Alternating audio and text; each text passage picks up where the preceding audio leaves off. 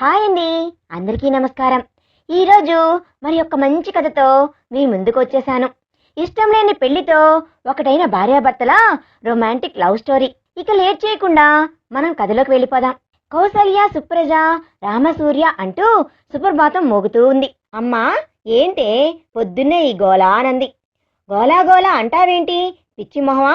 పొద్దున్నే లేచి సుప్రభాతం వింటూ దేవుణ్ణి పూజిస్తే మనసు అంతా చాలా ప్రశాంతంగా ఉంటుంది అని అంది. అబ్బా అమ్మా, మొదలు పెట్టేశావా? ప్రణవి, ఏంటి నువ్వు? పెళ్లి కావలసిన పిల్లవి. ఇలా ఉంటే రేపు మీ అత్తగారు మిమ్మల్ని చాలా మాటలు అంటారు. అసలే ఆమెకు పద్ధతులు ఎక్కువ అని అంది. అమ్మా ప్లీజ్, నాకు ఇష్టం లేదమ్మా అంది.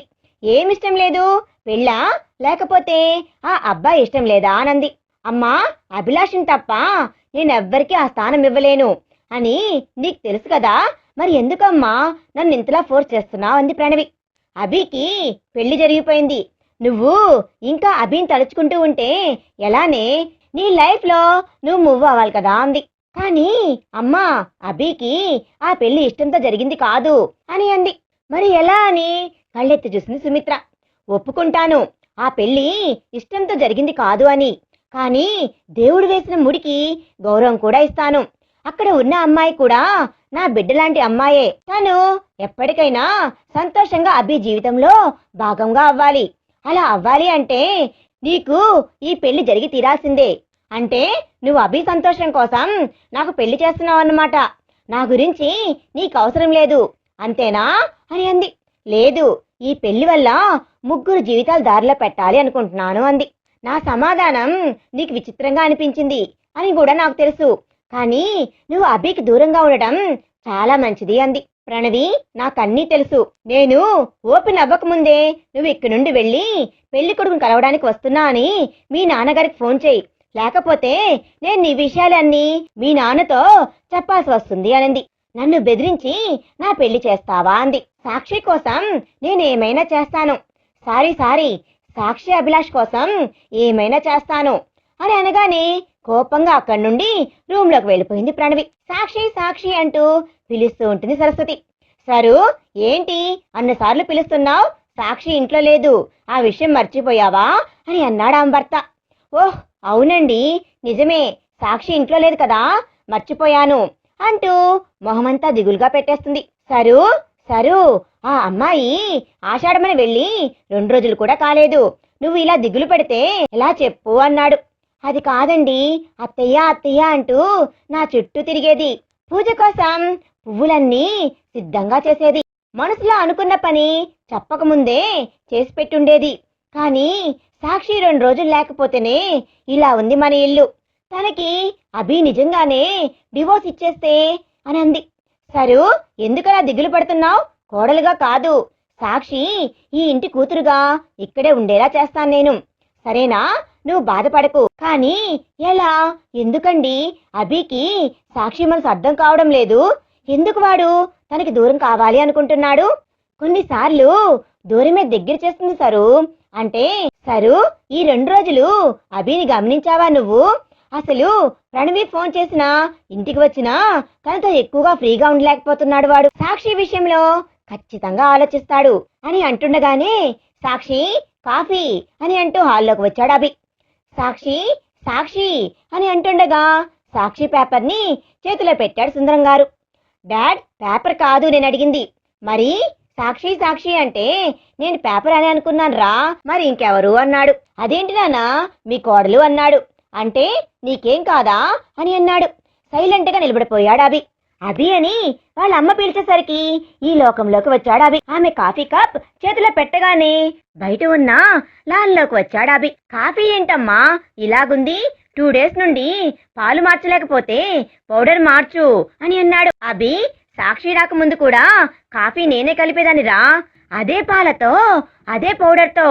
మార్చాల్సింది పౌడర్ పాలు కాదురా, నీ ఆలోచన విధానం అని అంది ఆమె. మామ్ అని అన్నాడు. ఎస్ అభి అంటూ అక్కడి నుండి కాఫీ కప్ తీసుకొని వెళ్ళిపోయారావిడ. సాక్షి అంటూ కళ్ళు మూసుకొని గతంలోకి వెళ్ళిపోయాడు మన అభి. 8 నెలల క్రితం అమ్మాయి సాక్షి అంటూ పిలుస్తున్నారు పూజారి గారు. హా పూజారి గారు, వస్తున్నా అంటూ గుడిలో కోనేరు నుండి నీళ్ల బిందె తెస్తూ ఆయన చేతిలో పెట్టింది. అమ్మా, జమీందార్ బిడ్డవి నువ్వు. రోజు ఈ గుడికి శుభ్రం చేయడం, గుడి అలంకరణ ఇవన్నీ నీకెందుకు తల్లి? మేము ఇంతమంది ఉండగా అని అన్నాడు. పర్లేదు పూజారి గారు, మా అమ్మ చేసే పనే కదా ఈ పనులు. నేను చేస్తే నాకు అమ్మతో గడిపినట్లే ఉంటుంది. సరే అమ్మా, నువ్వు వెళ్ళు. ఇవాళ ఎగ్జామ్ ఉందన్నావు కదా, బాగా రాయ్, శుభం కలుగుతుంది తల్లి నీకు అన్నాడు. సరే పూజారి గారు అంటే అక్కడి నుండి బయలుదేరి ఎగ్జామ్ హాల్కి వెళ్ళిపోయింది సాక్షి. ఏ సాక్షి, సాక్షి ఆగవే అని అంది. ఏంటే రాణి అంది. నా సెంటర్ తర్వాతే కదే నీది, నన్ను డ్రాప్ చేసి వెళ్ళవే అని అంది. సరేరా అని. అబ్బా, ఫైనల్ ఎగ్జామ్స్ కి నీ వెనక నెంబర్ కాబట్టి నువ్వు చూపిస్తే నేను రాసి పాస్ అయిపోయాను. ఇదేమో ఐసెట్, నువ్వెక్కడో నేనెక్కడో రాస్తున్నాం. నాకు భయంగా ఉందే, పాస్ అవ్వకపోతే ఇంకా అంతే, మా బాబు ఎవడికో ఒకటికి ముడి పెట్టేస్తాడు నన్ను అని అంది. మరీ అంత భయం ఉన్నదానివి చదువుకోవచ్చు కదే అని అంది. మనకు అసలు రాని సబ్జెక్టే ఇదేనే, ఎలా చదవనే? మ్యాథ్స్ అంటేనే నాకు చెమటలు పట్టేస్తాయి. నీలా నేనేం ఇంటెలిజెంట్ని కాదు కదే అని అంది. ఏం కాదులే, బాగానే రాస్తావు, వెళ్ళు, ఆల్ ద బెస్ట్ అంటూ వెళ్ళిపోయింది సాక్షి.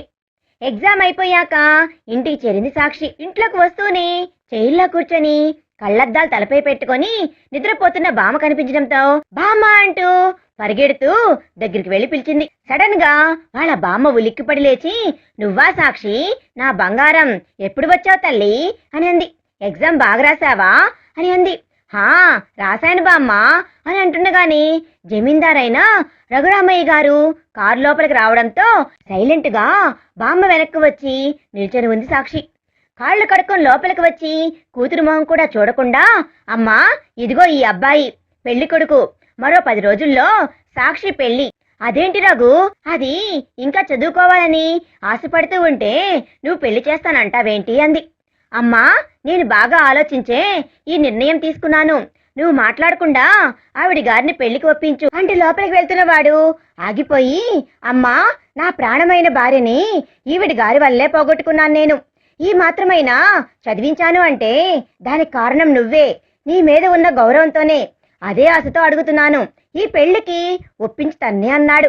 అమ్మా, ఆకలిగా ఉంది, భోజనం పెట్టు అంటూ లోపలికి వెళ్ళిపోయాడు రఘురామయ్య గారు. సాక్షి, సాక్షి అంటూ వచ్చింది రాణి. సాక్షి ఏది బామ్మా అని అంది. హే రాణి, సాక్షి మేడ మీద ఉంది, ఇంతకీ ఎగ్జామ్ ఎలా రాసావంది. సాక్షి ఉండుంటే బాగానే రాసేదాన్ని, కానీ ఏం రాశానో ఎలా రాశానో కూడా నాకు గుర్తులేదు. ఎగ్జామ్ రిజల్ట్స్ వస్తే గాని చెప్పలేమో అంది. సాక్షి వాళ్ళ బామ్మ పక్కపక్క నవ్వుతూ ఏడ్చినట్లుంది. సరేలే వెళ్ళు, దాన్ని కూడా ఏదో ఒకటి చెప్పి నవ్వించు తన్ని, అసలే డల్గా ఉంది అని అంది. ఏమైంది బామ్మ అంది. ఏం చెప్పమంటావు రాణి, రఘు దానికి పెళ్లి చేయాలి అనుకుంటున్నాడు అని అంది. అయ్యో, అదేంటి బామ్మ, పాపం, అది బాగా చదవాలి అని మంచి కంపెనీలో జాబ్ చేయాలి అనుకుంటుంటే ఇలా ఎలా అని అంటుండగానే వచ్చారు రఘురామయ్య గారు. ఏమా రాణి, నాన్న ఎలా ఉన్నారు అని అన్నాడు. హా, బాగున్నారు అంకుల్ అని అంది. మీ నాన్నని నన్ను ఒకసారి కలవమని చెప్పు, నీకు కూడా మంచి సంబంధం చూశాను, చెబుతాను మీ నాన్నకి అన్నాడు. హా, తక్కువలో ఈయన వెధవ పైత్యం, మ్యారేజ్ బ్యూరో పెట్టుకున్నాడా ఏంటి? చస్తే ఈయన్ను మా నాన్నను కలవనివ్వను. అసలే మా బాబు ఎప్పుడెప్పుడు నన్ను ఇంట్లో నుంచి గెంటేయాలా అని చూస్తున్నాడు. ఆ కిషోర్ గాడేమో ఇంకా సెట్ కాలేదు. దేవుడా అని మనసులో అనుకుంటుండగానే ఏమ్మా అని రఘు అడిగేసరికి సరే అంకుల్ అంటూ అక్కడి నుండి మేడ మీదకి పరిగెత్తుకుంటూ వెళ్ళి మేడపై కళ్ళ నిండా ఉన్న నీళ్లతో ఆకాశంలోకి చూస్తూ ఉంది సాక్షి. అమ్మా, ఎందుకు వదిలి వెళ్ళిపోయావు అమ్మా నన్ను అంటూ కళ్ళు మూయగానే కంట్లో నీళ్లు బయటకు వచ్చి భూమాతను తాకేశాయి. సాక్షి అంటూ రాణి సాక్షి భుజంపై చేయి వేసేసరికి రాణిని హత్తుకొని పెద్దగా ఏడ్చేసింది.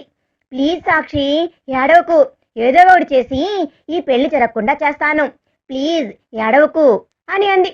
వద్దు రాణి, నాన్నకు ఈ విషయం తెలిస్తే ఇక అంతే. అలా అని ఈ పెళ్లి చేసుకుంటావా?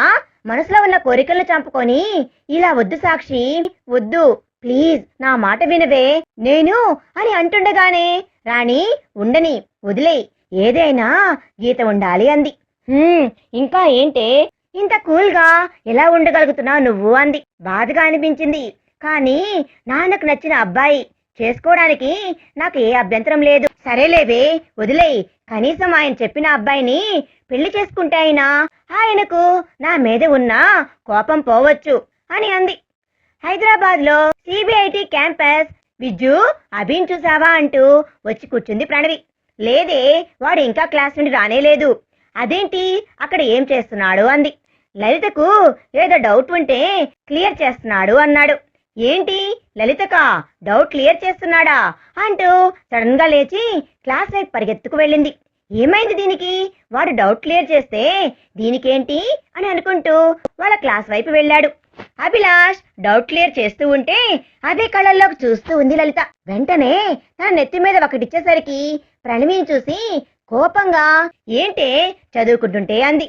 ఆహా, నువ్వు ఎవరిని చూస్తూ చదువుతున్నావో నాకు అర్థమైంది గాని నీ నెత్తిపై ఒకటిచ్చాను, కానీ అంత సీన్ లేదక్కడ.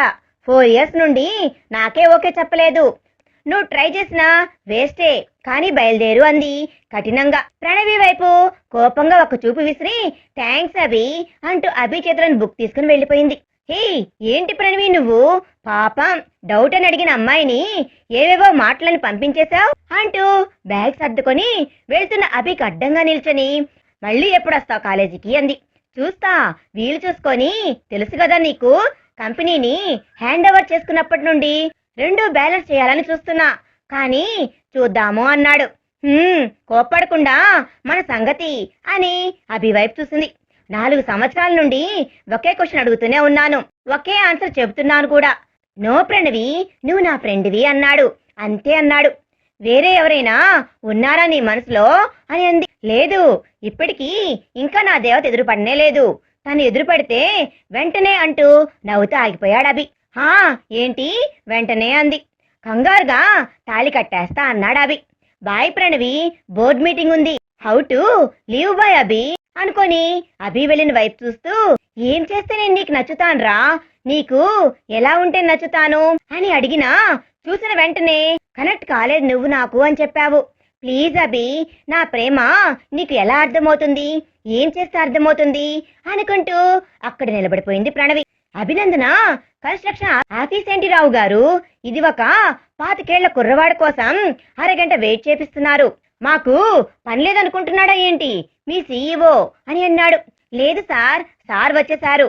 ఫారెన్ డెలిగేట్ మీటింగ్ కూడా ఇవాళే కావడంతో అని అంటుండగానే డోర్ ఓపెన్ చేసిన సౌండ్ విని, హో సారీ సార్, మీటింగ్ స్టార్ట్ చేద్దామా అంటూ చైర్లో కూర్చొని, చెప్పండి ఏంటి కొత్త ప్రపోజల్ అని అన్నాడు. అదే అభి, మనం ఆ జూబ్లీ హిల్స్ అంటుండగానే అభి ఆయన మొహాన్ని సీరియస్ గా చూసేసరికి ఆయన సైలెంట్ అయిపోయారు. చూడండి, నేను ముందే చెప్పాను, అక్కడ ఉండే స్లమ్ ఏరియాని మనం ఖాళీ చేయించడం మంచిది కాదు. చాలా మందిని రోడ్డును పడేసి మనం కట్టే కట్టడం నిలబడుతుందని మీరు ఎలా అనుకుంటున్నారు? మంచి పని చేయకపోయినా పర్వాలేదు, కానీ హాయిగా జీవిస్తున్న వాళ్ళ జీవితాలు అంధకారంలో మాత్రం నెట్టేయడం నేను ఈ ప్రపోజల్కి ఒప్పుకోను. అండ్ మీరు చెయ్యాలి అని మొండిగా ఉంటే నేను సీఈఓ అభిలాష్ అనే సంగతినే మర్చిపోయి రౌడీ అభిగా మారాల్సి వస్తుంది. నా సంగతి ఎవరికి తెలిసినా తెలియకపోయినా హరి అంకుల్ మీకు బాగా తెలుసు నా గురించి. జాగ్రత్త, మళ్ళీ ఇంకోసారి ఇలాంటి ఆలోచనలు చేయకండి. గెట్ లాస్ట్ ఎవ్రీబడి అంటూ అరిచేశాడు. అందరూ అక్కడి నుండి కోపంగా బయటకు వెళ్ళిపోయారు. కోపంగా అక్కడే సీట్లో కూర్చుని పోయాడు అభి. అక్కడే ఉండి అభిని చూసిన సత్యం గారు అభి అని పిలిచేసరికి, హా అంకుల్ చెప్పండి అన్నాడు. అభి, ఎంజాయ్ చేయాల్సిన వయసులో ఈ బాధ్యత బరువుగా అనిపిస్తుంది కదా అని అన్నాడు. లేదు అంకుల్, బాధ్యతే అవుతుంది, కానీ బరువు కాదు అంకుల్. నాన్న హెల్త్ కండిషన్ చూసే నేను ఈ నిర్ణయం తీసుకున్నాను. And I like it. పర్లేదు, బిజినెస్ అన్నాక టెన్షన్ కామన్. వయసు చిన్నది కానీ నీ ఆలోచన విధానం చాలా గొప్పది అని అన్నాడు. అభి, థ్యాంక్స్ అంకుల్, నేను ఇంటికి వెళ్తున్నాను అంకుల్ అంటూ అక్కడి నుండి బయలుదేరాడు. హలో అభి, నేను సౌత్ ఇండియా షాపింగ్ మాల్లో ఉన్నాను, రా కొంచెం నన్ను పిక్ చేసుకో అని అంది. అమ్మా, మొన్నే కదా షాపింగ్ చేసావు, మళ్ళీ షాపింగ్ ఏంటి అన్నాడు. అరే, మా ఆయన సొమ్మురా, నేను ఖర్చు పెట్టుకుంటుంటే నీకెందుకురా నొప్పి, నోరు మూసుకొని రా అని ఫోన్ పెట్టేసింది సరస్వతి. అబ్బో సరు డార్లింగ్కి కోపం వచ్చినట్లుంది అని షాపింగ్ కాంప్లెక్స్ దగ్గర ఆపాడు. ఫోన్లో మాట్లాడుతూ లోపలికి నడుస్తూ చూసుకోకుండా ఒక అమ్మాయికి డాష్ ఇచ్చాడు. ఆ అమ్మాయి కింద పడబోతుంటే చెయ్యి పట్టుకొని పైకి లాగడంతో అభి మొహానికి ఎదురుగా వచ్చి కళ్ళు మూసుకొని అభి మీద పడకుండా కంట్రోల్ చేసుకుంటున్న ఆ అమ్మాయి మోము చూసి అభి ఫ్లాట్ అయిపోయాడు. కలువ పువ్వుల వంటి కన్నులతో, భయంతో ఎరిపెక్కిన బుగ్గలతో, భయానికి అదురుతున్న దొండపండు లాంటి పెదాలను ఎక్కడ కింద పడిపోయానన్న టెన్షన్తో గట్టిగా ఊపిరి పీలుస్తూ అత్తగాడు ఏమంటాడో ఏమో అన్న భయంతో ఆ మోములో కనిపిస్తూ ఉంటే కంగారుగా సారీ సారీ అంటూ అతను చేయి నుండి చేయి విడిపించుకొని ముందుకు వెళ్ళిపోయింది ఆ అమ్మాయి. తను వెళ్ళిన వైపే చూస్తూ నా దేవత అన్నాడు అభి. మరి తర్వాత ఏం జరుగుతుంది అనేది మనం నెక్స్ట్ పార్ట్లో తెలుసుకుందాం. ఈ వీడియో కనుక మీకు నచ్చినట్లయితే ప్లీజ్ లైక్ చేయండి. మీ విలువైన అభిప్రాయాన్ని కామెంట్ రూపంలో తప్పకుండా తెలియజేయండి. కొత్త వారు మన ఛానల్ చూస్తున్నట్లయితే సబ్స్క్రైబ్ చేసుకోండి. Thanks for watching.